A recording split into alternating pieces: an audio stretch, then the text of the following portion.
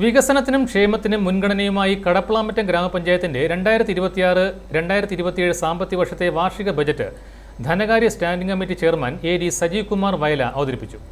14,50,18,304 രൂപ വരവും 15,35,304 രൂപ നീക്കിയിരിപ്പും ബാക്കിയുള്ള ബജറ്റാണ് വൈസ് പ്രസിഡന്റ് അവതരിപ്പിച്ചത്.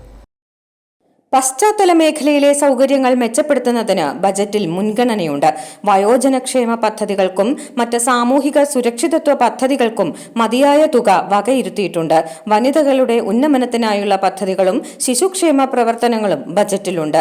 അംഗനവാടികളിലെ അനുബന്ധ സൗകര്യങ്ങൾ വർദ്ധിപ്പിക്കുന്നതിനും കുട്ടികൾക്ക് പോഷകാഹാരം ഉറപ്പാക്കുന്നതിനും പുതിയ സംരംഭങ്ങൾ തുടങ്ങുന്നവർക്ക് പ്രോത്സാഹനമായി സബ്സിഡി സ്കീമുകൾക്കും ബജറ്റിൽ ഊന്നൽ നൽകിയിട്ടുണ്ട്. 2026-2027 വാർഷിക പദ്ധതി രൂപീകരണം അന്തിമഘട്ടത്തിലാണ്. ആയത് പൂർത്തീകരിച്ച് DPC അംഗീകാരം ലഭ്യമാകുന്ന മുറയ്ക്ക് പദ്ധതി വകയിരുത്തലുകളും ഈ ബഡ്ജറ്റിൻ്റെ ഭാഗമാക്കുന്നതാണ്. ഗ്രാമപഞ്ചായത്തിൽ വിന്യസിച്ചിട്ടുള്ള സ്മാർട്ട് സോഫ്റ്റ്വെയർ മുഖേനയുള്ള കടപ്പളാമറ്റം ഗ്രാമപഞ്ചായത്തിൻ്റെ ആദ്യ ബഡ്ജറ്റ് എന്ന പ്രത്യേകതയും 2026-2027 ബഡ്ജറ്റിനുണ്ട്.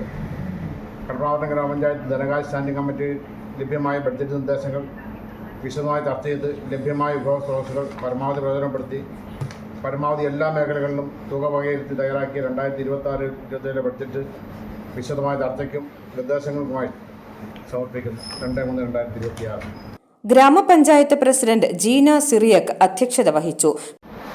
14,50,11,304 രൂപ വരവും ബാക്കി ചെലവും പദ്ധതി ചെലവുകൾ നമ്മളിപ്പോൾ സ്മാർട്ടിലായതുകൊണ്ട് നമുക്ക് പണ്ടത്തെ പോലെ ഇത്ര എമൗണ്ട് എന്ന് പറഞ്ഞ പദ്ധതികൾ നമുക്ക് ഫൈനലായിട്ടില്ല.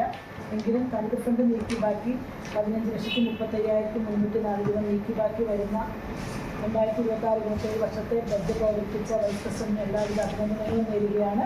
പഞ്ചായത്ത് സെക്രട്ടറി, വാർഡ് മെമ്പർമാർ, വിവിധ വകുപ്പ് ഉദ്യോഗസ്ഥർ എന്നിവർ പങ്കെടുത്ത യോഗത്തിലാണ് വികസന രേഖ അവതരിപ്പിച്ചത്.